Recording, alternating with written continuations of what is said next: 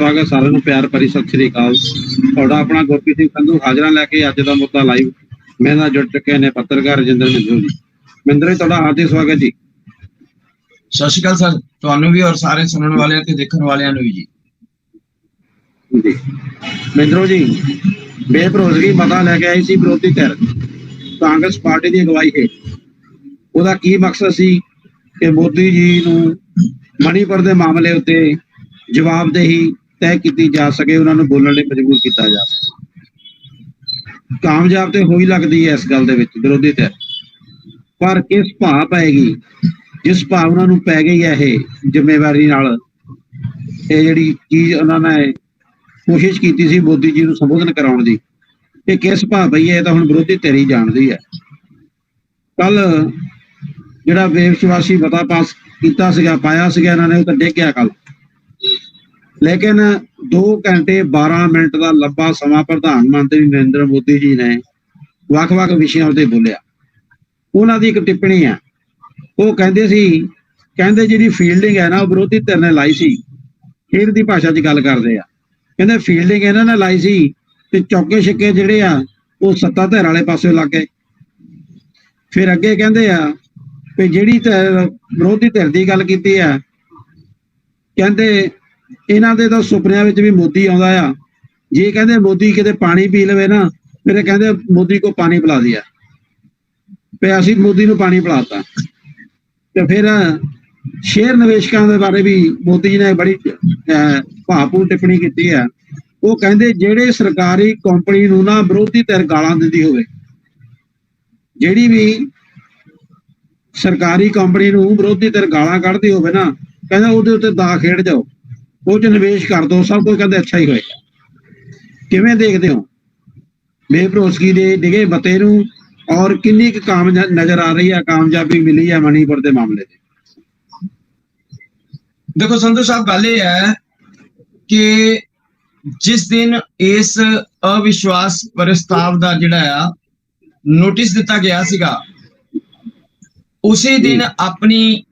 चर्चा हुई सी तुहाडे माध्यम राही, ते उस दिन भी आपां गल कीती सी कि ये अविश्वास प्रस्ताव जिहड़ा कोई मायने नहीं रखदा, क्योंकि लोक सभा दे विच बीजेपी की स्थिति बहुत मजबूत है, उन्हां दे कोल बहुत वड्डे बहुमत दे नाल बनी हुई सरकार है, इस करके अविश्वास प्रस्ताव जिहड़ा इस दे विच कोई ज्यादा महत्व नहीं। लेकिन एक इतिहास है विरोधी धिर सरकार दी हुंदी है, वो कदे ना कदे अविश्वास प्रस्ताव लैके आंदी किसी न किसी मुद्दों के उत्ते, ताकि सरकार दे वल्लों कुछ गल्लां दे बारे जिहड़ी जानकारी वो विशेष रूप दे विच लेना चाहती है वो लै सके और जनता के सामने आ सके। जिस तरह के इस बार मेन मुद्दा रखा गया सी मणिपुर की हिंसा। सो जवाबदेही की जिहड़ी तुसीं गल करदे हो तां प्रधानमंत्री दी एक अपनी जवाबदेही है देश के प्रति, संसद के प्रति और पूरी जिन्ने भी साडे दुनिया के प्रति किसी भी वड्डे मसले के उत्ते या छोटे मसले के उत्ते उन्हां दी जवाबदेही ऑलरेडी तय है। दूसरी गल आ गई कि कांग्रेस ने जो डेवलपमेंट की इस सत्र दे विच राहुल गांधी दे वल्लों जिहड़ा भाषण दिता गया, उस भाषण दे विच काफी तब्दीली पहले नालों देखने को मिली, लेकिन वो तब्दीली जिहड़ी है वो किते भी कम ना आ सकी। उसका कारण कि कांग्रेस ने विरोधी धिरां दे सारे गठबंधन ने मिलके अविश्वास प्रस्ताव लियांदा सी, लेकिन जदों मोदी जी उस मुद्दे दे उत्ते मणिपुर की समस्या दे उत्ते गल करन दी वारी आई तां उहदे तो पहला ये सारे लोग जिहड़े है वो वॉक ओवर कर गए, सदन दे विचों ये अपने आप ही बाहर चले गए। अगर ये उत्थे बैठ के सामने गल सुनदे तां उस दे विच ज्यादा अच्छा हुंदा ते देश दुनिया नूं भी पता लगदा ते इन्हां नूं भी नाल उत्थे बैठ के सामने कोई सवाल करन दा भी दोबारा मौका मिलदा। सो जिहड़ा अविश्वास प्रस्ताव है उस दे विच तुसीं देखिया कल एक नवीं चीज हो गई कि अधीर रंजन जो कि कांग्रेस दे वल्लों प्रवक्ता ने और उन्हां दे नेता ने उन्हां नूं एक दिन लई सस्पेंड कर दिता गया। उसका कारण यह रहा कि उन्होंने कुछ शब्दावली ऐसी इस्तेमाल की ਜਿਹੜੀ ਕਿ ਅਮਰਿਆਦਿਤ ਸ਼ਬਦਾਵਲੀ ਹੈ, ਕਿਉਂਕਿ ਉਹ ਜਿਹੜੇ ਉੱਥੇ ਸਦਨ ਦੇ ਅਧਿਆਕਸ਼ ਹੈ ਉਹਨਾਂ ਦੇ ਸਾਹਮਣੇ ਔਰ ਸਾਰੇ ਸਦਨ ਦੇ ਵਿੱਚ ਉਹਨਾਂ ਨੇ ਮੋਦੀ ਜੀ ਦੇ ਲਈ ਐਸੀ ਸ਼ਬਦਾਵਲੀ ਦਾ ਇਸਤੇਮਾਲ ਕੀਤਾ ਕਿ ਇਹਨਾਂ ਨੂੰ ਖਿੱਚ ਕੇ ਲੈ ਕੇ ਆਂਦਾ। ਇਸ ਤਰ੍ਹਾਂ ਦੀ ਸ਼ਬਦਾਵਲੀ ਦੇ ਕਾਰਨ ਉਹਨਾਂ ਨੂੰ ਇੱਕ ਦਿਨ ਲਈ ਸਸਪੈਂਡ ਵੀ ਕਰਨਾ ਪਿਆ। ਸੋ ਕਹਿਣ ਦਾ ਮਤਲਬ ਇਹ ਹੈ ਕਿ ਇਹ ਜਿਹੜਾ ਮੁੱਦਾ ਹੈ ਅਵਿਸ਼ਵਾਸ ਪ੍ਰਸਤਾਵ, ਇਸ ਦੇ ਉੱਤੇ ਆਪਣੀ ਪਹਿਲਾਂ ਵੀ ਗੱਲ ਹੋ ਚੁੱਕੀ ਸੀ ਕਿ ਇਸ ਦੇ ਵਿੱਚ ਭਾਰਤੀ ਜਨਤਾ ਪਾਰਟੀ ਨੂੰ ਕੋਈ ਨੁਕਸਾਨ ਤਾਂ ਹੋਣ ਦੀ ਸੰਭਾਵਨਾ ਨਹੀਂ ਹੈ, ਪਰ ਜਿਸ ਮੁੱਦੇ ਲਈ ਕਾਂਗਰਸ ਨੇ ਔਰ ਵਿਰੋਧੀ ਧਿਰਾਂ ਨੇ ਅਵਿਸ਼ਵਾਸ ਪ੍ਰਸਤਾਵ ਲਿਆਂਦਾ ਸੀ, ਮੋਦੀ ਜੀ ਨੇ ਆ ਕੇ ਸਾਹਮਣੇ ਹਰ ਚੀਜ਼ ਦਾ ਜਵਾਬ ਦਿੱਤਾ। ਉਹਨਾਂ ਨੇ ਪਿਛਲੀ ਆਪਣੀ ਕਾਰਗੁਜ਼ਾਰੀਆਂ ਵੀ ਦੱਸੀਆਂ, ਉਹਨਾਂ ਨੇ ਵਿਪਕਸ਼ ਦੇ ਬਾਰੇ ਵੀ ਦੱਸਿਆ ਔਰ ਉਹਨਾਂ ਨੇ ਉਸ ਦੇ ਵਿੱਚ ਆਉਣ ਵਾਲੇ ਸਮੇਂ ਦੀ ਇੱਕ ਆਪਣੀ ਪਲੈਨਿੰਗ ਵੀ ਦੱਸ ਦਿੱਤੀ ਔਰ ਘੋਸ਼ਣਾ ਵੀ ਕਰ ਦਿੱਤੀ ਕਿ ਆਉਣ ਵਾਲੇ ਸਮੇਂ ਦੇ ਵਿੱਚ ਫਿਰ ਅਸੀਂ ਹੀ ਵਾਪਿਸ ਆਣਾ ਹੈ ਤੇ ਇਹਨਾਂ ਨੂੰ ਫਿਰ ਅਸੀਂ 28 ਦੇ ਲਈ ਤਿਆਰੀ ਕਰਨ ਦੀ ਮੌਕਾ ਦਿੰਨੇ ਆ ਤਾਂ ਕਿ 28 ਦੇ ਵਿੱਚ ਫਿਰ ਇਸੇ ਤਰ੍ਹਾਂ ਦਾ ਅਵਿਸ਼ਵਾਸ ਪ੍ਰਸਤਾਵ ਲੈ ਕੇ ਆਣ। ਮੋਦੀ ਜੀ ਨੇ ਬੜਾ ਇੰਜੋਏਫੁਲ ਤਰੀਕੇ ਦੇ ਨਾਲ ਇਹਨਾਂ ਨੂੰ ਹਰ ਗੱਲ ਦਾ ਜਵਾਬ ਵੀ ਦਿੱਤਾ ਵਿਰੋਧੀ ਧਿਰਾਂ ਨੂੰ, ਔਰ ਆਪਣਾ ਜਿਹੜਾ ਮੁੱਦਾ ਵੀ ਔਰ ਆਪਣੇ ਵਿਚਾਰ ਵੀ ਜਿਹੜੇ ਹੈ ਦੇਸ਼ ਦੇ ਪ੍ਰਤੀ ਔਰ ਸਦਨ ਦੇ ਪ੍ਰਤੀ ਕਲੀਅਰ ਕਰ ਦਿੱਤੇ ਕਿ ਅਸੀਂ ਹਰ ਤਰੀਕੇ ਨਾਲ ਨਿਸ਼ਪਕਸ਼ ਕਾਰਵਾਈ ਕਰਦੇ ਹੋਏ ਅੱਗੇ ਵਧ ਰਹੇ ਹਾਂ ਔਰ ਦੇਸ਼ ਦੁਨੀਆ ਦੇ ਵਿੱਚ ਆਉਣ ਵਾਲੇ ਟਾਈਮ ਦੇ ਵਿੱਚ ਭਾਰਤ, ਹਿੰਦੁਸਤਾਨ, ਇੰਡੀਆ ਇਹ ਜਿਹੜਾ ਆ ਵਿਸ਼ਵ ਗੁਰੂ ਬਣਨ ਦੇ ਵੱਲ ਜਾ ਰਿਹਾ ਔਰ ਤੇਜ਼ੀ ਦੇ ਨਾਲ ਅੱਗੇ ਵਧ ਰਿਹਾ। ਉਹਨਾਂ ਨੇ ਬਹੁਤ ਹੀ ਅੱਛੇ ਤਰੀਕੇ ਦੇ ਨਾਲ ਹੱਸਦੇ ਮੁਖਦੇ ਚਿਹਰੇ ਦੇ ਨਾਲ ਜਿਹੜਾ ਇਹ ਸਾਰਾ ਕੁਝ ਜੀ ਮਹਿੰਦਰੋ ਜੀ, ਇਹਦਾ ਇੱਕ ਹੋਰ ਪੱਖ ਵੀ ਸਾਹਮਣੇ ਆ ਰਿਹਾ ਕਿ ਮਣੀਪੁਰ ਵਿੱਚ ਸ਼ਾਂਤੀ ਬਹਾਲ ਹੋਏਗੀ, ਸ਼ਾਂਤੀ ਦਾ ਸੂਤ ਜ਼ਰੂਰ ਹੋਵੇਗਾ। ਇਹ ਭਰੋਸਾ ਦਿੰਦੇ ਹੋਏ ਪ੍ਰਧਾਨ ਮੰਤਰੀ ਮੋਦੀ ਜੀ ਨੇ ਤਾਂ ਇੱਥੋਂ ਗੱਲ ਕਹਿਤੀ ਹੈ ਕਿ ਜਿਹੜੀਆਂ ਸਮੱਸਿਆਵਾਂ ਏਦਾਂ ਦੀਆਂ ਪੈਦਾ ਹੋ ਰਹੀਆਂ ਨੇ, ਇਹਦੀ ਜਿਹੜੀ ਜੜ ਆ ਉਹ ਕਾਂਗਰਸ ਪਾਰਟੀ ਹੀ ਹੈ। ਤੇ ਵਿਰੋਧੀ ਧਿਰ ਉੱਤੇ ਗੱਲ ਕਰਦੇ ਉਹਨਾਂ ਨੇ ਇੱਥੋਂ ਤੱਕ ਵੀ ਗੱਲ ਕਹੀ ਹੈ ਕਿ ਇਹਨਾਂ ਨੂੰ ਤਾਂ ਵਰਦਾਨ ਮਿਲਿਆ ਹੋਇਆ ਕਿ ਜਿਹਦੀ ਇਹ ਵਿਰੋਧਤਾ ਕਰਨਗੇ ਉਹਦਾ ਹਮੇਸ਼ਾ ਭਲਾ ਹੀ ਹੋਊਗਾ। ਤੇ ਇਹ ਜਿਹੜਾ ਗੱਠਜੋੜ ਹੈ ਇਹਨੂੰ ਇੰਡੀਆ ਦੱਸਣ ਦੇ ਉੱਤੇ ਵੀ ਕਿਤੇ ਨਾ ਕਿਤੇ ਪ੍ਰਧਾਨ ਮੰਤਰੀ ਜਿਹੜੇ ਆ ਉਹ ਕੋਸ਼ਿਸ਼ ਕਰਦੇ ਕਿ ਇੰਡੀਆ ਇਹਨਾਂ ਨੂੰ ਨਾ ਕਰਾਰ ਦਿੱਤਾ ਜਾਵੇ, ਕਿਉਂਕਿ ਕੋਈ ਵੀ ਵਿਰੋਧੀ ਪਾਰਟੀਆਂ ਦਾ ਜਿਹੜਾ ਗੱਠਜੋੜ ਹੈ, ਕੁਝ ਪਾਰਟੀਆਂ ਦਾ 25-26 ਪਾਰਟੀਆਂ ਦਾ ਗੱਠਜੋੜ ਕਦੇ ਇੰਡੀਆ ਨਹੀਂ ਹੋ ਸਕਦਾ। ਇੰਡੀਆ ਦੇ ਜਿਹੜੇ ਅਰਥ ਹੈ ਬਹੁਤ ਵਿਸ਼ਾਲ ਨੇ, ਉਹ ਹਲੇ ਵੀ ਕੰਮ ਜਿਹੜੇ ਆ ਉਹ ਜਿਹੜਾ ਗੱਠਜੋੜ ਬਣਾਇਆ ਸੀ ਉਹ ਵੀ ਕਿਤੇ ਆਉਂਦੇ ਨਜ਼ਰ ਨਹੀਂ ਆਏ। ਤੇ ਕਾਂਗਰਸ ਦੇ ਉੱਤੇ ਹਮਲੇ ਜ਼ਰੂਰ ਹੋ ਗਏ ਨੇ। ਜਿਹੜੀ ਤੁਸੀਂ ਗੱਲ ਦੱਸੀ ਹੈ 5:09 ਤੇ ਮੋਦੀ ਜੀ ਨੇ ਸੰਬੋਧਨ ਸ਼ੁਰੂ ਕੀਤਾ, 2 ਘੰਟੇ 12 ਮਿੰਟ ਤੱਕ ਸੰਬੋਧਨ ਚੱਲਦਾ ਰਿਹਾ ਤੇ ਉਹਦੇ ਵਿੱਚ ਵਿਚਾਲੇ ਹੀ 6:40 ਤੇ ਵਿਰੋਧੀ ਧਿਰ ਵਾਕਆਊਟ ਕਰ ਗਈ। ਮੈਨੂੰ ਨਹੀਂ ਲੱਗਦਾ ਕਿ ਜਿਹੜੀ ਵਿਰੋਧੀ ਧਿਰ ਆ ਉਹ ਸਾਰੀਆਂ ਗੱਲਾਂ ਨੂੰ ਸੁਣ ਪਾਉਂਦੀ, ਜਿਹੜੀਆਂ ਕੌੜੀਆਂ ਸੱਚਾਈਆਂ ਪ੍ਰਧਾਨ ਮੰਤਰੀ ਨਰਿੰਦਰ ਮੋਦੀ ਜਿਹੜੇ ਆ ਉਹ ਸਾਰਿਆਂ ਮੋਰੇ ਪ੍ਰਗਟ ਕਰ ਰਹੇ ਸੀਗੇ। ਸੋ ਮੈਨੂੰ ਲੱਗਦਾ ਕਿਤੇ ਨਾ ਕਿਤੇ ਇਸ ਮੁੱਦੇ ਦੇ ਵਿੱਚ, ਇਹ ਸਾਰੇ ਮਾਮਲੇ ਦੇ ਵਿੱਚ ਵਿਰੋਧੀ ਧਿਰ ਨੂੰ ਮੂੰਹ ਦੀ ਖਾਣੀ ਪਈ ਹੈ। ਬਹੁਤ ਬੁਰੇ ਤਰੀਕੇ ਨਾਲ ਉਹਨਾਂ ਨੂੰ ਵਿਚਾਰ ਕਰਨੀ ਪਏਗੀ ਕਿ ਆਉਣ ਵਾਲੇ ਸਮੇਂ ਦੇ ਵਿੱਚ ਅਸੀਂ ਜਿਹੜੇ ਆ ਆਪਣੇ ਜਿਹੜੇ ਸਲਾਹਕਾਰ ਆ ਉਹਨਾਂ ਦੀ ਕਿਹੜੀ ਗੱਲ ਮੰਨਣੀ ਹੈ, ਕਿਹੜੀ ਨਹੀਂ ਮੰਨਣੀ ਹੈ, ਕਿਹਦੀ ਸਲਾਹ ਸੀ। ਮੈਨੂੰ ਲੱਗਦਾ ਜਿਹਨੇ ਵੀ ਇਹ ਸਲਾਹ ਦਿੱਤੀ ਹੋਣੀ ਆ ਕਿ ਮੋਦੀ ਨੂੰ ਬੋਲਣ ਲਈ ਮਜਬੂਰ ਕਰੋ, ਬੇਭਰੋਸਗੀ ਦਾ ਮਤਾ ਲੈ ਆਓ, ਮੈਨੂੰ ਲੱਗਦਾ ਉਹਨੂੰ ਹੁਣ ਝਿੜਕਾਂ ਜ਼ਰੂਰ ਪੈਣਗੀਆਂ, ਸਾਰੇ ਪਾਸੋਂ ਮਿਹਣੇ ਜ਼ਰੂਰ ਪੈਣਗੇ ਕਿ ਸਾਨੂੰ ਤੂੰ ਫਸਾਤਾ, ਨਹੀਂ ਤਾਂ ਇੰਨੇ ਚੌਕੇ ਛਿੱਕੇ ਸਾਡੇ ਖਿਲਾਫ ਜਿਹੜੇ ਆ ਲਾਉਣ ਦਾ ਸੱਤਾਧਾਰੀ ਧਿਰ ਨੂੰ ਮੌਕਾ ਨਾ ਮਿਲਦਾ। ਤੋ ਇਸ ਦੇ ਨਾਲ ਹੀ ਆਪਾਂ ਅੱਗੇ ਗੱਲ ਕਰਦੇ ਹਾਂ ਪੰਜਾਬ ਦੀ। ਪੰਜਾਬ ਦੇ ਵਿੱਚ ਵੀ ਕਹਿੰਦੇ ਤਿਆਰੀਆਂ ਖੂਬ ਚੱਲ ਰਹੀਆਂ ਨੇ ਸਾਰੀਆਂ ਪਾਰਟੀਆਂ ਦੀਆਂ, ਤੇ ਕੈਬਨਿਟ ਦੀ ਅੱਜ ਮੀਟਿੰਗ ਰੱਖੀ ਹੋਈ ਹੈ ਭਗਵੰਤ ਮਾਨ ਜੀ। ਭਗਵੰਤ ਮਾਨ ਜੀ ਦੀ ਇਸ ਮੀਟਿੰਗ ਦੇ ਵਿੱਚ ਉਮੀਦ ਕੀਤੀ ਜਾ ਰਹੀ ਹੈ ਕਿ 2 ਨਵੇਂ MLA ਸਾਹਿਬਾਨ ਨੂੰ ਮੰਤਰੀ ਬਣਨ ਦਾ ਮੌਕਾ ਜਿਹੜਾ ਮਿਲ ਸਕਦਾ। ਤੇ ਨਾਲ ਬੜੇ ਲੰਬੇ ਅਰਸੇ ਤੋਂ ਫਸੇ ਹੋਏ ਸੀਗੇ ਕਟਾਰੂ ਚੱਕ ਦੀ, ਜਿਹਨਾਂ ਦੀ ਇੱਕ ਵੀਡੀਓ ਵਾਇਰਲ ਹੋਈ ਸੀ, ਉਸ ਵੀਡੀਓ ਨੂੰ ਲੈ ਕੇ ਕਹਿੰਦੇ ਖਬਰਾਂ ਤਾਂ ਦੱਸਦੀਆਂ ਕਿ ਉਹਨਾਂ ਲਈ ਇਸ਼ਾਰਾ ਉੱਪਰੋਂ ਹੋ ਚੁੱਕਾ ਆ। ਜਿਹੜੀ ਆ ਹਾਈ ਕਮਾਂਡ ਹੈ ਇਹਨਾਂ ਦੀ ਦਿੱਲੀ ਦੀ, ਉਹਨਾਂ ਨੇ ਕਹਿੰਦੇ ਇਸ ਗੱਲ ਨੂੰ ਕਬੂਲ ਕਰ ਲਿਆ ਵੀ ਹਾਂ ਠੀਕ ਹੈ ਜੀ, ਇਹ ਮੰਤਰੀ ਜਿਹੜੇ ਕਟਾਰੂ ਚੱਕ ਨੇ ਏਦਾਂ ਦੇ ਮਾਮਲੇ ਲਿਖਤ ਨੇ, ਇਹਨਾਂ ਨੂੰ ਤੁਸੀਂ ਜਿਹੜਾ ਕੈਬਨਿਟ ਤੋਂ ਫਾਰਗ ਕਰ ਦਿਓ। ਕਿਵੇਂ ਦੇਖਦੇ ਹੋ ਇਸ ਤਿਆਰੀ ਨੂੰ? ਦੇਖੋ ਸੰਧੂ ਸਾਹਿਬ, ਇਸ ਗੱਲ ਦੇ ਵਿੱਚ 2 ਗੱਲਾਂ ਬੜੀਆਂ ਕਲੀਅਰ ਨੇ ਕਿ ਪੰਜਾਬ ਦੇ ਵਿੱਚ ਸਾਡੇ ਪੰਜਾਬ ਦੇ ਮਾਨਯੋਗ ਮੁੱਖ ਮੰਤਰੀ ਭਗਵੰਤ ਸਿੰਘ ਮਾਨ ਜੀ ਉਹਨਾਂ ਨੇ ਲੋਕਾਂ ਨਾਲ ਕੀਤੇ ਹੋਏ ਵਾਅਦੇ ਪੂਰੇ ਕਰਨੇ ਨੇ ਤੇ ਆਪਣੀ ਸਾਖ ਨੂੰ ਵੀ ਅੱਗੇ ਉਹਨਾਂ ਨੇ ਵਧਾਉਣਾ ਹੈ। ਤੇ ਇਸ ਕਰਕੇ ਉਹ ਸਮੇਂ-ਸਮੇਂ ਦੇ ਉੱਤੇ ਆਪਣੇ ਮੰਤਰੀ ਮੰਡਲ ਦੇ ਵਿੱਚ ਔਰ ਕੈਬਨਿਟ ਮੰਤਰੀ ਮੰਡਲ ਦੇ ਵਿੱਚ ਦੋਨਾਂ ਦੇ ਵਿੱਚੋਂ ਕਿਤੇ ਨਾ ਕਿਤੇ ਜੋ ਵੀ ਜ਼ਰੂਰੀ ਬਦਲਾਅ ਹੁੰਦਾ ਹੈ ਉਹ ਕਰਦੇ ਨੇ। ਔਰ ਦੂਸਰੀ ਚੀਜ਼ ਜਿਹੜੀ ਗੱਲ ਤੁਸੀਂ ਕੀਤੀ ਕਟਾਰੂ ਚੱਕ ਜੀ ਵਾਲੀ, ਕਟਾਰੂ ਚੱਕ ਦੇ ਉੱਤੇ ਪਿਛਲੇ ਦਿਨਾਂ ਦੇ ਵਿੱਚ ਬਹੁਤ ਚਰਚਾ ਹੋਈ। ਅਗਰ ਉਸ ਮੁੱਦੇ ਨੂੰ ਲੈ ਕੇ ਕਟਾਰੂ ਚੱਕ ਨੂੰ ਬਰਖਾਸਤ ਕਰਨਾ ਹੁੰਦਾ ਤਾਂ ਸ਼ਾਇਦ ਉਦੋਂ ਹੀ ਕਰ ਦਿੰਦੇ। ਉਹ ਉਸ ਗੱਲ ਦਾ ਕੋਈ ਕੜੀ ਨਹੀਂ ਲੱਗਦੀ। ਉਹ ਲੱਗਦੀ ਆ ਕਿ ਬਦਲਾਅ ਦੇ ਵਿੱਚ ਕਾਰਗੁਜ਼ਾਰੀ ਨੂੰ ਦੇਖਦੇ ਹੋਏ ਔਰ ਅੱਗੇ ਪੰਜਾਬ ਦੇ ਵਿੱਚ ਘੱਟ ਸਮੇਂ ਦੇ ਵਿੱਚ ਬਹੁਤ ਵੱਧ ਕੰਮ ਕਰਨ ਵਾਲੇ ਨੇ ਪੰਜਾਬ ਸਰਕਾਰ ਦੇ ਕੋਲ। ਇਸ ਕਰਕੇ ਉਹ ਸਮੇਂ ਦੇ ਮੁਤਾਬਿਕ ਜਿਹੜਾ ਹੈ ਮੰਤਰੀ ਮੰਡਲ ਦੇ ਵਿੱਚ ਉਹਨਾਂ MLA ਸਾਹਿਬਾਨਾਂ ਨੂੰ ਲੈ ਕੇ ਆਉਣਾ ਚਾਹੁੰਦੇ ਨੇ ਜਿਨ੍ਹਾਂ ਦੇ ਨਾਲ ਉਹ ਲੋਕਾਂ ਦੇ ਨਾਲ ਕੀਤੇ ਹੋਏ ਵਾਅਦੇ ਜਿਹੜੇ ਆ ਉਹ ਜਲਦੀ ਤੋਂ ਜਲਦੀ ਵਧੀਆ ਤਰੀਕੇ ਨਾਲ ਪੂਰੇ ਕਰਕੇ ਆਪਣੀ ਸਾਖ ਨੂੰ ਵਧਾਉਣਾ ਚਾਹੁੰਦੇ ਨੇ। ਜੀ ਜੀ,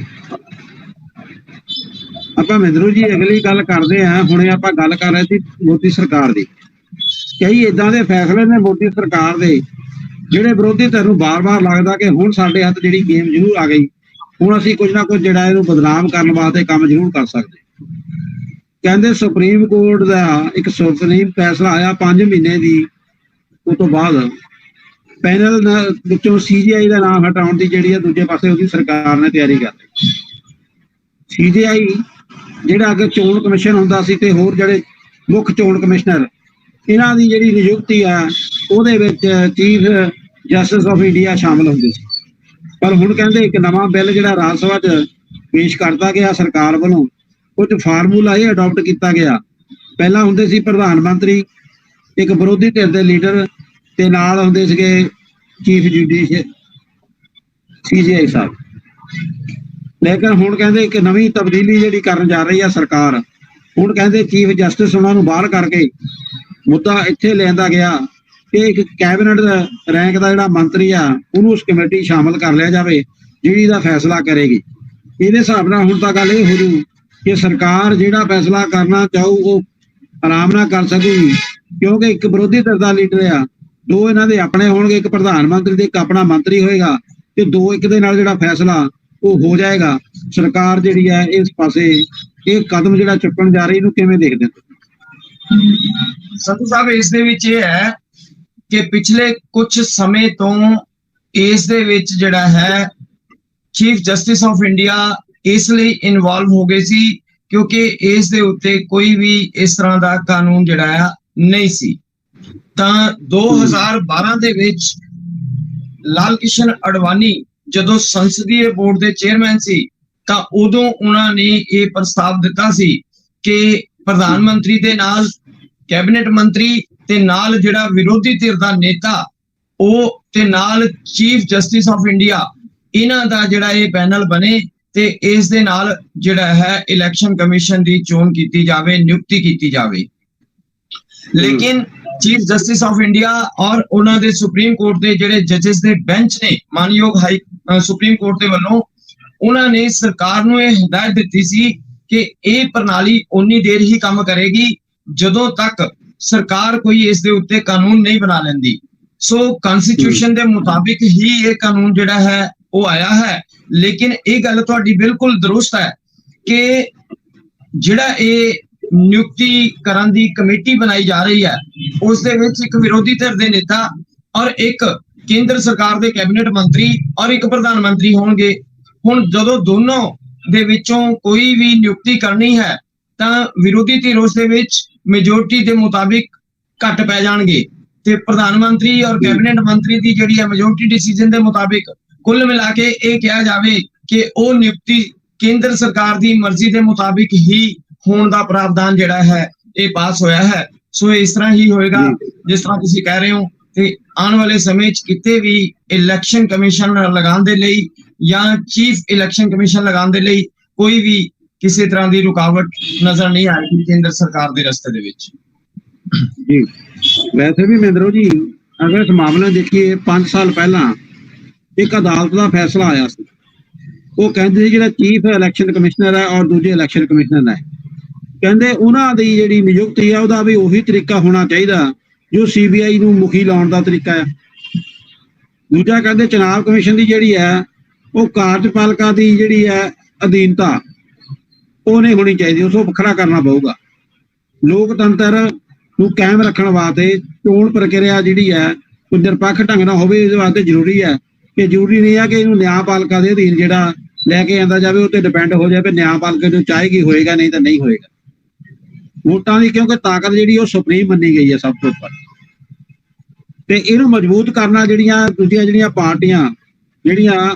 ਉਹੀ ਜਿੱਤ ਜਾਂ ਹਾਰ ਸਕਦੀਆਂ ਨੇ, ਕਿਉਂਕਿ ਲੋਕਾਂ ਨੇ ਫੈਸਲਾ ਜਿਹੜਾ ਕਰਨਾ, ਲੋਕ ਜਿਹੜੇ ਕਮਿਸ਼ਨਰ ਲੈ ਕੇ ਆਉਣ ਕਹਿੰਦੇ ਉਹੀ ਜਿਹੜਾ ਉਹ ਜਾਇਜ਼ ਹੋਏਗਾ। ਤੇ 70 ਸਾਲ ਤੱਕ ਜਿਹੜਾ ਇਹਦੀ ਨਿਯੁਕਤੀ ਵਾਸਤੇ ਕੋਈ ਨਿਯਮ ਨਹੀਂ ਸੀ ਬਣਿਆ ਹੋਇਆ ਕਿ ਜਿਹੜਾ ਚੋਣ ਕਮਿਸ਼ਨਰ ਹੈ ਜਾਂ ਚੀਫ ਚੋਣ ਕਮਿਸ਼ਨਰ ਹੈ ਉਹਨਾਂ ਦੀ ਜਿਹੜੀ ਨਿਯੁਕਤੀ ਉਹ ਕੌਣ ਕਰੇਗਾ। ਤਾਂ ਹੁਣ ਇੱਕ ਫੈਸਲਾ ਆਇਆ 2 ਮਾਰਚ 2023 ਨੂੰ ਸੁਪਰੀਮ ਕੋਰਟ 'ਚ ਕੇਸ ਲੱਗਾ ਸੀ, ਉਹਦੇ ਵਿੱਚ ਇਹ ਕਿਹਾ ਗਿਆ ਸੀਗਾ ਕਿ ਚੋਣ ਕਮਿਸ਼ਨਰਾਂ ਤੇ ਚੀਫ ਜਿਹੜੀ ਹੈ ਚੋਣ ਕਮਿਸ਼ਨਰ ਇਹਨਾਂ ਦੀ ਜਿਹੜੀ ਨਿਯੁਕਤੀ ਹੈ ਉਹ ਰਾਸ਼ਟਰਪਤੀ ਵੱਲੋਂ ਪ੍ਰਧਾਨ ਮੰਤਰੀ ਅਤੇ ਵਿਰੋਧੀ ਧਿਰ ਦੇ ਨੇਤਾ ਤੇ ਨਾਲ ਸੁਪਰੀਮ ਕੋਰਟ ਦੇ ਜਿਹੜਾ ਜਸਟਿਸ ਹੈ ਉਹਦੇ ਪੈਨਲ ਦੀ ਸਲਾਹ ਤੇ ਜਿਹੜੀ ਹੈ ਇਹ ਕੀਤੀ ਜਾਊਗੀ। ਸੋ ਇਹ ਬਿੱਲ ਲਿਆ ਕੇ ਕਿਤੇ ਨਾ ਕਿਤੇ ਇਹਨੂੰ ਲੋਕਤੰਤਰੀ ਪ੍ਰਣਾਲੀ ਦੇ ਵਿੱਚ ਜਿਹੜੇ ਲੋਕਾਂ ਦੇ ਚੁਣੇ ਨੁਮਾਇੰਦੇ ਆ ਇਹ ਉਹੀ ਫਾਈਨਲ ਕਰ ਲੈਣ ਵੀ ਭਾਈ ਚੀਫ ਜਸਟਿਸ ਜਿਹੜਾ ਜਿੱਦਾਂ CBI ਦਾ ਚੁਣਿਆ ਜਾਂਦਾ ਅਧਿਕਾਰੀ ਉੱਦਾਂ ਦਾ ਜਿਹੜਾ ਅਧਿਕਾਰ ਆ ਚੀਫ ਜਿਹੜੇ ਚੋਣ ਕਮਿਸ਼ਨਰ ਨੇ ਉਹਨਾਂ ਦੀ ਜਿਹੜੀ ਹੈ ਨਿਯੁਕਤੀ ਤੇ ਚੋਣ ਕਮਿਸ਼ਨਰ ਦੀ ਨਿਯੁਕਤੀ ਜਿਹੜੀ ਹੈ ਉਹ ਇਹਦੇ ਨਾਲ ਹੋ ਜਾਣੀ ਆ। ਕੀ ਲੱਗਦਾ ਇਹ ਜਿਹੜੀਆਂ ਅਦਾਲਤੋਂ ਅਦਾਲਤੀ ਹੋਇਆ ਫਿਰਦਾ ਕੰਮ ਇਹਦੇ ਤੇ ਕਿਹੋ ਜਿਹੇ ਨਤੀਜੇ ਜਿਹੜੇ ਆ ਉਹ ਦੇਖਦੇ? ਦੇਖੋ ਸੰਧੂ ਸਾਹਿਬ, ਵੈਸੇ ਤਾਂ ਇਹ ਚਾਹੀਦਾ ਕਿ ਜਿਹੜਾ ਇਲੈਕਸ਼ਨ ਕਮਿਸ਼ਨ ਹੈ ਉਹ ਕੇਂਦਰ ਸਰਕਾਰ ਦੇ ਅਧੀਨ ਜਾਂ ਕਿਸੇ ਵੀ ਐਸੀ ਕਮੇਟੀ ਦੇ ਅਧੀਨ ਨਹੀਂ ਹੋਣਾ ਚਾਹੀਦਾ ਜਿਹੜਾ ਸੱਤਾ ਦੇ ਵਿੱਚ ਵਿਰਾਜਮਾਨ ਪਾਰਟੀ ਦੇ ਪ੍ਰਭਾਵ ਦੇ ਹੇਠਾਂ ਹੋਵੇ, ਕਿਉਂਕਿ ਅਗਰ ਉਹ ਸੱਤਾ ਦੇ ਵਿੱਚ ਵਿਰਾਜਮਾਨ ਪਾਰਟੀ ਦੇ ਅਧੀਨ ਹੋਏਗਾ ਤਾਂ ਉਹ ਨਿਸ਼ਪਕਸ਼ ਜਿਹੜਾ ਹੈ ਕਾਰਵਾਈ ਨਹੀਂ ਕਰ ਸਕੇਗਾ। ਕਿਉਂਕਿ ਜਦੋਂ ਇਲੈਕਸ਼ਨ ਹੁੰਦੇ ਆ, ਚਾਹੇ ਉਹ ਕੇਂਦਰ ਦੇ ਵਿੱਚ ਵਿਰਾਜਮਾਨ ਪਾਰਟੀ ਹੋਵੇ ਚਾਹੇ ਸਟੇਟ ਦੇ ਵਿੱਚ ਵਿਰਾਜਮਾਨ ਪਾਰਟੀ ਹੋਵੇ, ਉਹ ਪਾਰਟੀ ਜਿਹੜੀ ਹੈ ਉਸ ਟਾਈਮ ਤੇ ਨਿਊਟਰਲ ਹੋ ਜਾਂਦੀ ਆ, ਕਿਉਂਕਿ ਪਤਾ ਨਹੀਂ ਆ ਉਦੋਂ ਇਲੈਕਸ਼ਨ ਦੇ ਵਿੱਚ ਕੀ ਰਿਜ਼ਲਟ ਆਣੇ ਆ। ਔਰ ਅਗਰ ਉਹਦੇ ਅਧੀਨ ਹੋ ਕੇ ਇਲੈਕਸ਼ਨ ਕਮਿਸ਼ਨ ਜਿਹੜਾ ਆ ਚੋਣ ਆਯੋਗ ਜਿਹੜਾ ਕੰਮ ਕਰੇਗਾ ਤਾਂ ਮੈਂ ਸਮਝਦਾ ਹਾਂ ਕਿਤੇ ਨਾ ਕਿਤੇ ਨਿਸ਼ਪਕਸ਼ ਹੋ ਕੇ ਨਹੀਂ ਕਰ ਸਕੇਗਾ। ਸੋ ਸੁਪਰੀਮ ਕੋਰਟ ਦੇ ਜਿਹੜੇ ਜੱਜਸ ਹੈ ਉਹਨਾਂ ਦਾ ਕਹਿਣਾ ਬਿਲਕੁਲ ਠੀਕ ਹੈ ਕਿ ਇਹ ਕਾਰਿਆ ਪ੍ਰਣਾਲੀ ਤੋਂ ਅਧੀਨ ਹੋ ਕੇ ਨਹੀਂ ਹੋਣਾ ਚਾਹੀਦਾ, ਇਹ ਅਲੱਗ ਸੰਸਥਾ ਜਿਹੜੀ ਹੈ ਨਿਸ਼ਪਕਸ਼ ਤੌਰ ਤੇ ਕੰਮ ਕਰਨੀ ਚਾਹੀਦੀ ਹੈ ਤਾਂ ਕਿ ਉਹ ਕਿਸੇ ਦੇ ਵੀ ਪ੍ਰਭਾਵ ਦੇ ਥੱਲੇ ਆ ਕੇ ਕੋਈ ਵੀ ਚੁਣਾਵ ਦੇ ਸਮੇਂ ਦੇ ਵਿੱਚ ਕੋਈ ਵੀ ਐਸਾ ਗਲਤ ਫੈਸਲਾ ਨਾ ਕਰ ਦੇਵੇ ਜਿਸ ਦੇ ਨਾਲ ਦੂਸਰੀਆਂ ਪਾਰਟੀਆਂ ਜਿਹੜੀਆਂ ਉਹ ਦਬੀਆਂ ਦੀਆਂ ਦਬੀਆਂ ਹੀ ਰਹਿ ਜਾਣ। ਸੋ ਇਸ ਕਰਕੇ ਇਹ ਗੱਲ ਜਿਹੜੀ ਆ ਵਿਚਾਰਾਧੀਨ ਹੋਣੀ ਚਾਹੀਦੀ ਹੈ ਔਰ ਦੁਬਾਰਾ ਵਿਚਾਰ ਕਰਕੇ ਇਸ ਦੇ ਉੱਤੇ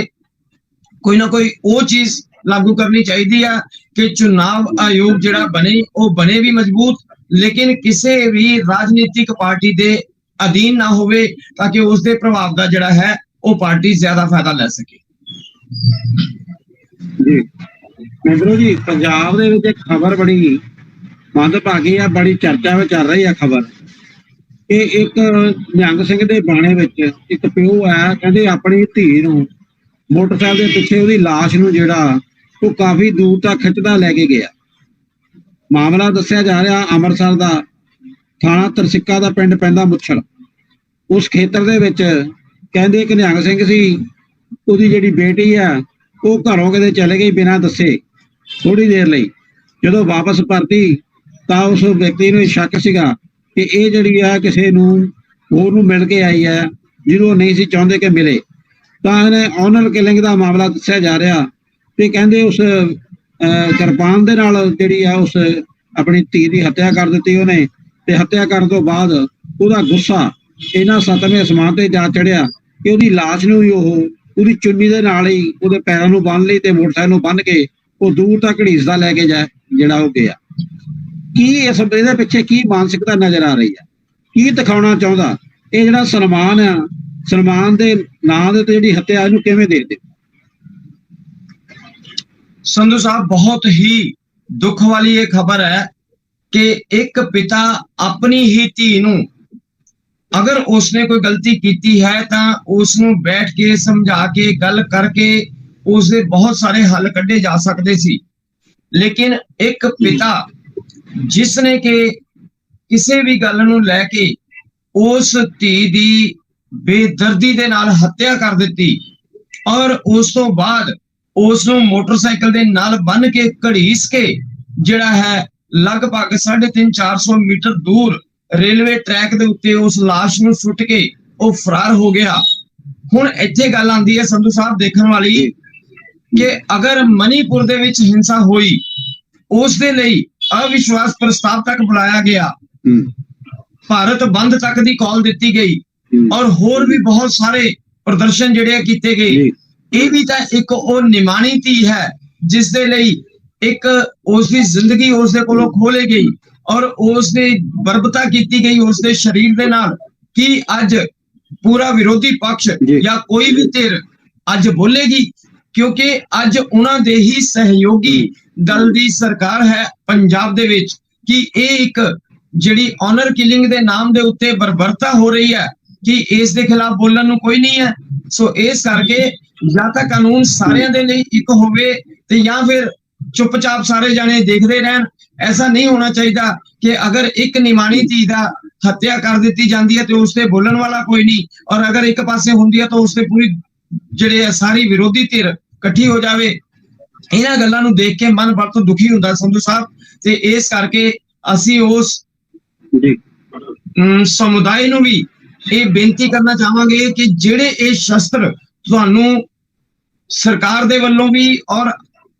ਗੁਰੂ ਸਾਹਿਬਾਨਾਂ ਦੇ ਵੱਲੋਂ ਵੀ ਰੱਖਣ ਦੀ ਇਜਾਜ਼ਤ ਦਿੱਤੀ ਗਈ ਹੈ, ਇਹਨਾਂ ਦਾ ਦੁਰਉਪਯੋਗ ਨਾ ਕੀਤਾ ਜਾਵੇ। ਕਿਉਂਕਿ ਇਹ ਸ਼ਸਤਰ ਗੁਰੂਆਂ ਨੇ ਵੀ ਤੁਹਾਨੂੰ ਕਿਸੇ ਕਮਜ਼ੋਰ ਦੀ ਮਦਦ ਕਰਨ ਲਈ ਦਿੱਤੇ ਸੀ, ਨਾ ਕਿ ਆਪਣੇ ਹੀ ਪਰਿਵਾਰ ਦੇ ਔਰ ਆਪਣੇ ਹੀ ਬੱਚਿਆਂ ਦੇ ਕਤਲ ਕਰਨ ਦੇ ਲਈ ਦਿੱਤੇ ਸੀ। ਇਹਨਾਂ ਗੱਲਾਂ ਦੇ ਉੱਤੇ ਜ਼ਰੂਰ ਵਿਚਾਰ ਕਰਨ ਦੀ ਲੋੜ ਹੈ ਅੱਜ ਵਿਰੋਧੀ ਧਿਰਾਂ ਨੂੰ ਵੀ ਤੇ ਪ੍ਰਸ਼ਾਸਨ ਨੂੰ ਵੀ, ਔਰ ਸਰਕਾਰ ਦੇ ਵਿੱਚ ਮੌਜੂਦਾ ਪੰਜਾਬ ਸਰਕਾਰ ਦੇ ਵਿੱਚ ਆਮ ਆਦਮੀ ਪਾਰਟੀ ਦੀ ਸਰਕਾਰ ਦੇ ਮੁਖੀ ਸ਼੍ਰੀਮਾਨ ਭਗਵੰਤ ਸਿੰਘ ਮਾਨ ਜੀ ਨੂੰ ਵੀ। ਬਿਲਕੁਲ ਜੀ ਮਹਿੰਦਰ ਜੀ, ਸਭ ਤੋਂ ਵੱਡੀ ਤਾਂ ਗੱਲ ਇਹ ਹੈ ਕਿ ਜਿਹੜੀ ਤੁਸੀਂ ਜ਼ਿਕਰ ਕੀਤਾ ਕਿਰਪਾਨ ਹੈ, ਇਹ ਤਲਵਾਰ ਨਹੀਂ ਹੈ,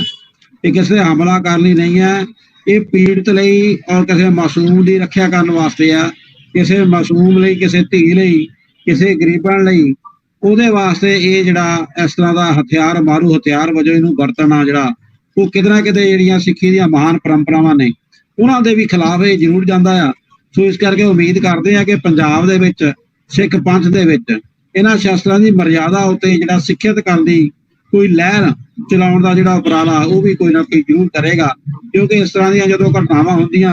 ਜੰਗਾਂ ਦੇ ਭੇਸ ਵਿੱਚ ਜਿਸ ਵਕਤ ਇਸ ਤਰ੍ਹਾਂ ਹੱਤਿਆਵਾਂ ਹੁੰਦੀਆਂ ਨੇ ਤੇ ਫਿਰ ਜ਼ਰੂਰ ਇਹ ਸਵਾਲ ਉੱਠਦਾ ਕਿ ਕਿਤੇ ਕੱਲ ਨੂੰ ਸਾਡਾ ਜਿਹੜਾ ਅਕਸ ਆ ਦੇਸ਼ ਵਿਦੇਸ਼ ਦੇ ਵਿੱਚ ਸਿੱਖਾਂ ਦਾ ਇੱਕ ਬੜਾ ਮਾਣਮੱਤਾ ਅਕਸ ਆ, ਕਿਤੇ ਉਹ ਜਿਹੜਾ ਉਹਨੂੰ ਠੇਸ ਜਿਹੜੀ ਆ ਉਹ ਨਾ ਲੱਗ ਸਕੇ। ਤੇ ਨਾਲ ਦੀ ਨਾਲ ਦਰਸ਼ਕਾਂ ਵਾਸਤੇ ਵੀ ਖਬਰ ਆ ਤੇ ਤੁਹਾਡੇ ਵਾਸਤੇ ਵੀ ਕਿ ਜਿਹੜੀ ਚੇਤਾਵਨੀ ਆਪਾਂ ਗੱਲ ਕਰਦੇ ਆ ਦਿੱਤੀ ਆ ਸਰਕਾਰ ਨੇ, ਇੱਕ ਕਿਉਂ ਦੇਣੀ ਪਈ? ਕਿਉਂਕਿ ਅੱਜ ਕੱਲ ਦਾ ਜਿਹੜਾ ਦੌਰ ਹੈ ਇੰਟਰਨੈਟ ਦਾ, ਉਹਦੇ ਵਿੱਚ ਜਿਹੜੀ ਤਕਨੀਕ ਦਾ ਯੁੱਗ ਆ, ਉਹਦੇ ਵਿੱਚ ਜੇ ਬਹੁਤ ਸਾਰੇ ਫਾਇਦੇ ਨੇ ਤਕਨੀਕ ਦੇ ਤੇ ਕਿਤੇ ਕਿਤੇ ਜਾ ਕੇ ਉਹ ਨੁਕਸਾਨ ਵੀ ਕਰਦੀ ਹੈ। ਤੇ ਹੁਣ ਕੇਂਦਰ ਸਰਕਾਰ ਨੇ ਚੇਤਾਵਨੀ ਦਿੱਤੀ ਹੈ ਕਿ ਜਿਹੜਾ ਗੂਗਲ ਕਰੋਮ ਹੈ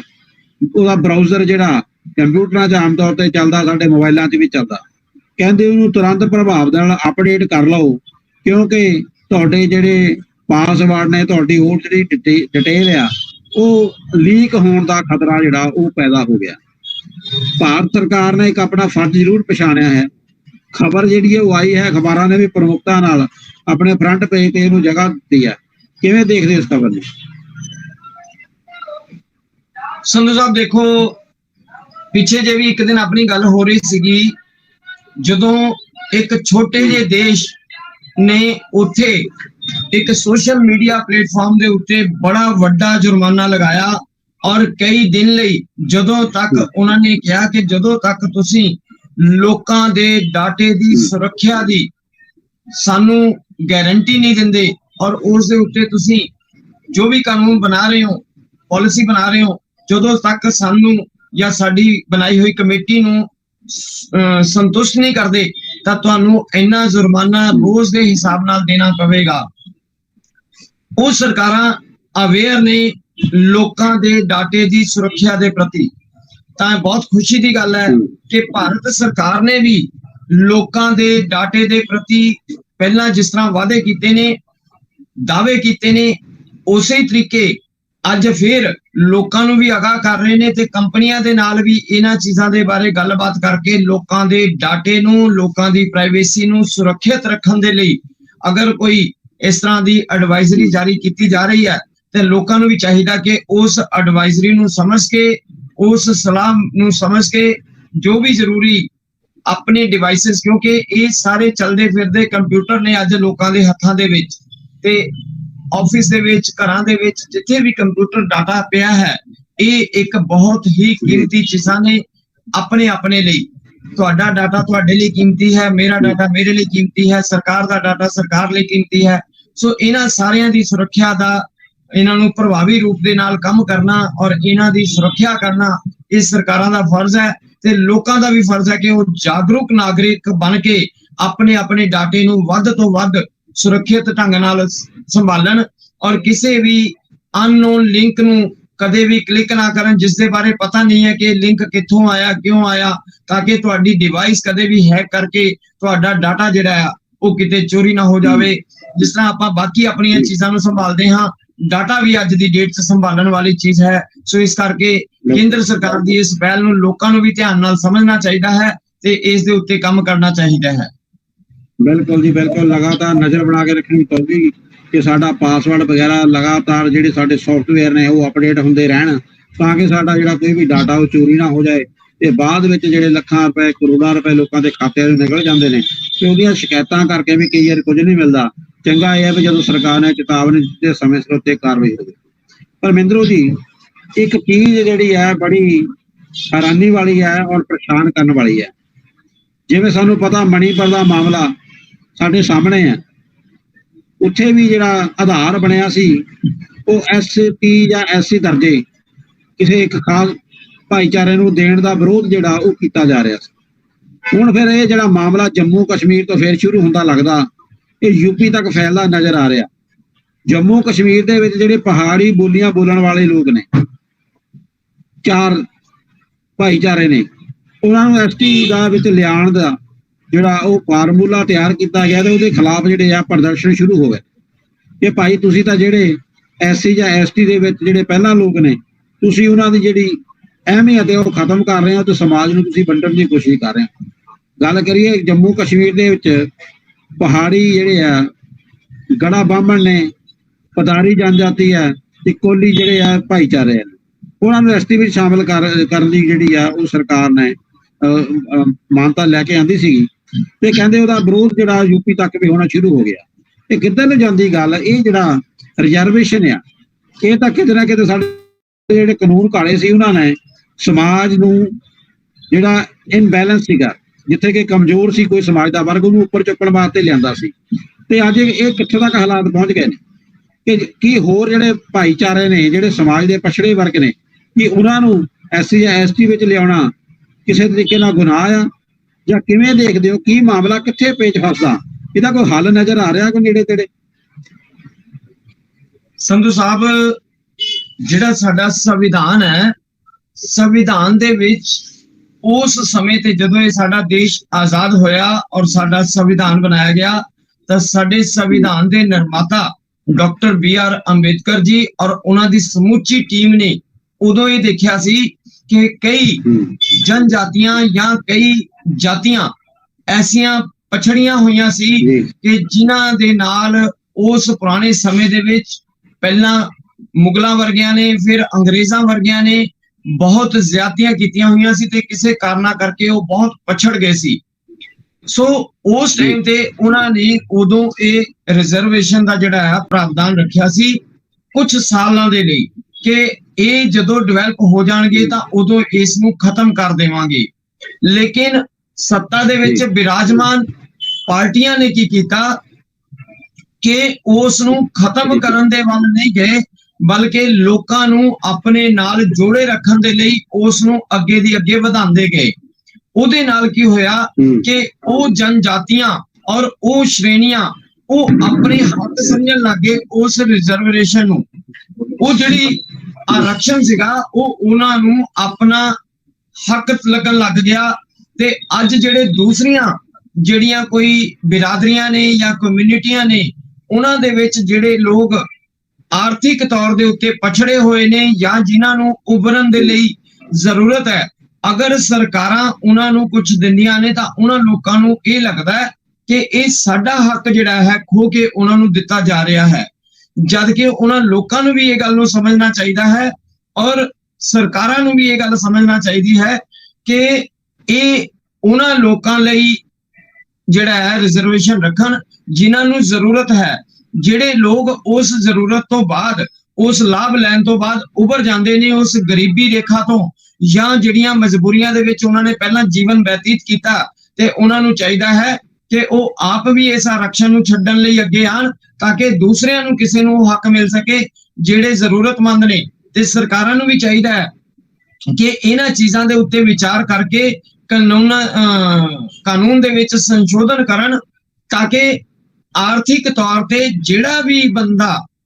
ਜ਼ਰੂਰਤਮੰਦ ਹੈ ਉਸ ਨੂੰ ਇਹ ਆਰਕਸ਼ਣ ਮਿਲਣ, ਜਾਂ ਪੜ੍ਹਾਈ ਦੇ ਲਈ ਉਹਨਾਂ ਨੂੰ ਇਹ ਆਰਕਸ਼ਣ ਮਿਲਣ ਤਾਂ ਕਿ ਉਹ ਲਾਭ ਲੈ ਸਕਣ। ਨਾ ਕਿ ਇਹ ਹੋਵੇ ਕਿ ਇੱਕ ਜਨਜਾਤੀ ਜਾਂ ਇੱਕ ਜਾਤੀ ਚਾਹੇ ਉਹ ਕਿੰਨੀ ਵੀ ਅਮੀਰ ਹੋ ਜਾਵੇ ਤੇ ਉਸ ਨੂੰ ਉਸ ਦਾ ਲਾਭ ਮਿਲਦਾ ਰਹੇ, ਤੇ ਦੂਸਰੀ ਜਾਤੀ ਦਾ ਭਾਵੇਂ ਕਿੰਨਾ ਵੀ ਗਰੀਬ ਆਦਮੀ ਹੋਵੇ, ਜਾਤੀ ਦੇ ਆਧਾਰ ਦੇ ਉੱਤੇ ਉਸ ਨੂੰ ਕੋਈ ਲਾਭ ਨਾ ਮਿਲ ਸਕੇ। ਇਹ ਇੱਕ ਸਾਡੀ ਦੇਸ਼ ਦੇ ਵਿੱਚ ਬਹੁਤ ਵੱਡਾ ਕਲੰਕ ਦੇ ਤੌਰ ਤੇ ਕੰਮ ਕਰ ਰਿਹਾ ਔਰ ਇਸ ਦੇ ਵਿੱਚੋਂ ਉੱਭਰ ਕੇ ਬਾਹਰ ਆਉਣ ਦੀ ਜ਼ਰੂਰਤ ਹੈ। ਤੇ ਲੋਕਾਂ ਨੂੰ ਵੀ ਇਸ ਨੂੰ ਸਮਝਣ ਦੀ ਲੋੜ ਹੈ ਕਿ ਜਿਹੜਾ ਵੀ ਜ਼ਰੂਰਤਮੰਦ ਹੈ ਉਸ ਨੂੰ ਇਹ ਲਾਭ ਮਿਲੇ। ਦੂਸਰੇ ਬੰਦਿਆਂ ਨੂੰ ਆਪਣੀ ਜ਼ਰੂਰਤ ਜਦੋਂ ਪੂਰੀ ਹੋ ਜਾਵੇ ਤਾਂ ਉਹ ਲਾਭ ਨੂੰ ਛੱਡ ਦੇਣਾ ਚਾਹੀਦਾ ਹੈ। ਇਹੀ ਤੁਹਾਡੇ ਰਾਹੀਂ ਔਰ ਤੁਹਾਡੇ ਚੈਨਲ ਦੇ ਰਾਹੀਂ ਮੈਂ ਅਪੀਲ ਕਰਨਾ ਚਾਹੂੰਗਾ ਲੋਕਾਂ ਨੂੰ ਵੀ। ਬਿਲਕੁਲ ਮਹਿੰਦਰ ਜੀ, ਜਿਹੜੀ ਤੁਸੀਂ ਗੱਲ ਕੀਤੀ ਆ, ਬੜੇ ਲੰਬੇ ਅਰਸੇ ਤੋਂ ਗੱਲ ਚੱਲ ਰਹੀ ਆ ਕਿ ਜਦੋਂ